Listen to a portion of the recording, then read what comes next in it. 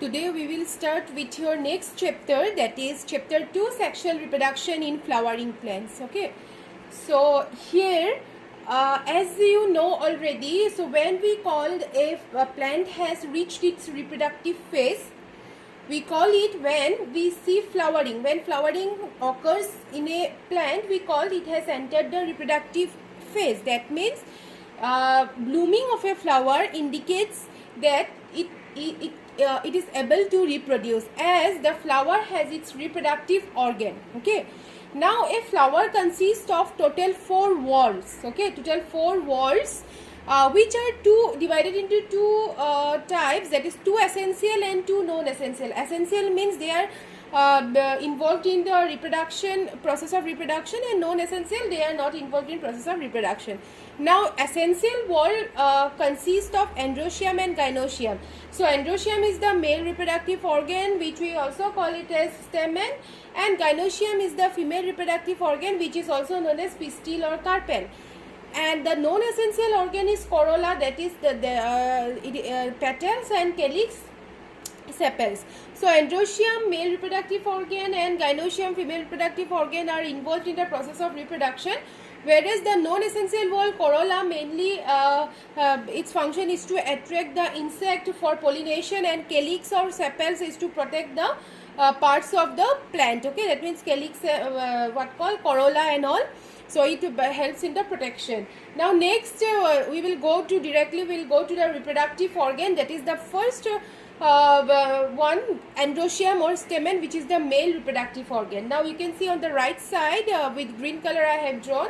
So that is the whole part is known as androecium or the stamen, which consists of 2 parts. Okay, which consists of 2 parts, and that is anther and filament.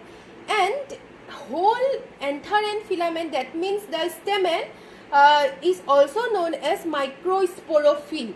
Okay, anther filament together, it is also known as microsporophyll. So wherever you will get the word micro, it will refer to the male part only. So like microspore, microsporangium. So that way if you will get the word micro means is the male part only. Now see the microsporophyll, which consists of filament and anther. Anther, it is known as microsporangium. Okay, now you mind the difference. Okay, just mind the difference between sporophyll, the whole part is microsporophyll, and the anther is microsporangium. And inside the anther, the pollen grains, it will have the pollen grains, it will consist the pollen grains, which is also known as microspores. Okay, so microspores. Now microsporophyll or the androecium or the stamen consist of 2 parts, that is the filament and the anther. And filament is the long slender stalk. Okay, so it is the long slender stalk, and the proximal part of the filament is generally attached to the thalamus, that means the lower part of the flower, or sometimes in some flowers it is also attached to the petals. Okay, so proximal, that means the bottom part is attached to the thalamus or the petals. So and the anther, it is a distal part which is also known as microsporangium. It is a broad knob-like fertile part. Okay, it is the broad knob-like fertile part, anther. And anther, this next part topic is very important. That means next point is very important, that is anther of the most angiosperms are bilobed and dithecous. So if we will make a transverse section in next topic only, we will see, if we make a transverse section, that means from a latitudinal section if we will make, okay, we will see each anther has a 2 lobes. Okay, each anther consists of 2 lobes, and each lobe has dithecous. That means 2 theca. 2 theca means 2 pollen sac. So therefore this anther is also known as bilobed and dithecous. So usually question comes, why anthers of angiosperms are known as bilobed and dithecous? So your answer will be, since each anther consists of 2 lobes and each lobe has 2 theca, therefore it is known as bilobed and dithecous. Therefore if together we will see in a anther how many theca are there. There are total 4 thecas. Okay, so there are total 4 thecas and 2 lobes. Therefore so it is called as 2 lobes and dithecous. there is an exception for hibiscus. Okay, there is an exception for hibiscus which comes under Malvaceae family. So this question also comes for hibiscus or Malvaceae family. There is only one theca in each lobe. That means it is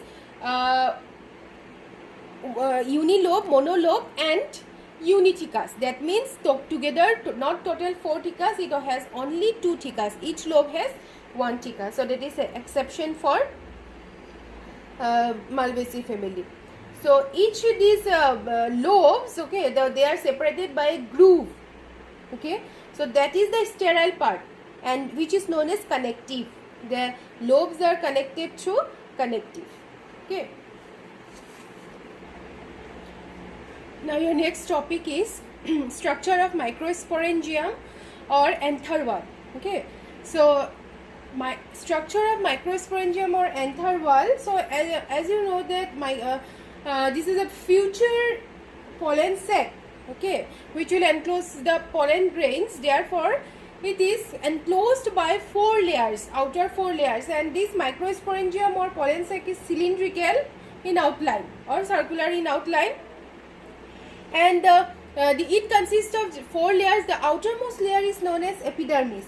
Okay, and this is the single layer made up of parenchyma tissue, and the function of epidermis is to protect the underlying tissue. That means it is involved in protection, and also dehiscence. Dehiscence means rupture in order to release the pollen grains. Okay, so inside pollen grains, in order to release the pollen grains, it needs to rupture. So the function of epidermis is to protect the underlying and dehiscence, and to undergo dehiscence.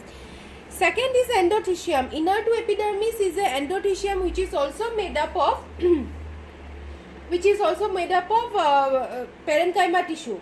Okay, so these are the larger cells, and the function of this endothecium is also to protect the underlying tissue, and also to undergo the dehiscence in order to release the pollen grains. And due to the presence of fibrous thickening, okay, so this layer has fibrous thickening, so it is also known as fibrous layer.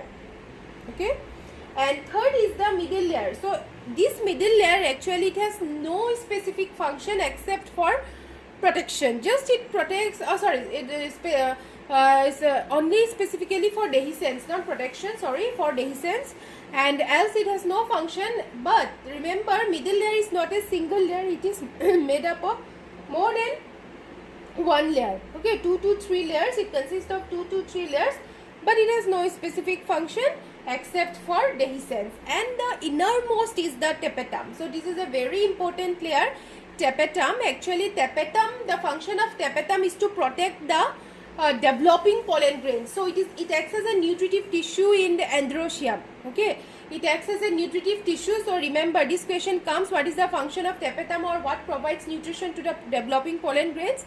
So it will be the tapetum which is the innermost layer, which provides nutrition or nourishment to the developing pollen grains. And another question, very important question, what is the characteristic features of tapetum? So remember, this tapetum is multinucleate in condition. That means it consists of more than 1 nucleus, and therefore it is known as multinucleate, or you can say polyploidy in nature, and also it has thick cytoplasm as it consists of reserve food material. So tapetum consists of reserve food material and it is multinucleate in condition. These are the main 2 characteristic features of tapetum. And other function, if it is means if you want to know that it also makes up the exine. Okay, the pollen grain has 2 layer, exine and intine. The outer layer is exine, and the sculpture.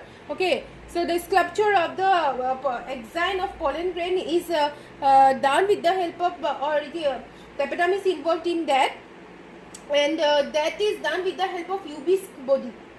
So that means tapetum produces Ubisk bodies, which is involved in the structure of exine of pollen grain. Also, it is help in secretion of pollen kit. Kit means pollen kit is involved in pollination, as it attracts the insect, and that particular pollen kit is secreted by this tapetum. For exam, you just remember what is the function of tapetum. It provides the nutritive it acts as a nutritive tissue in providing nutrition to the developing pollen grains. Okay, so these are the 4 layers. Remember in sequence: epidermis, endothecium, middle layer tapetum, epidermis, protection and dehiscence, endothecium, protection and dehiscence, middle layer, more than one layer involved in dehiscence, no specific function, tapetum provides nutrition to the developing pollen grain.